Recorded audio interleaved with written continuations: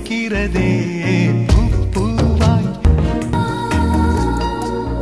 தாய் கட்டுகின்ற நூல் சேலையிலே யார் போர்த்த என்று அடம் பிடித்தோ மொட்டை மாடியிலே ஒரு தட்டினிலே நெஞ்சோறு வைத்து உயிர் ருசித்தோ ஒரே ஒரே மின்விசிறி அதன் அடியில் தூங்கி கிடப்போ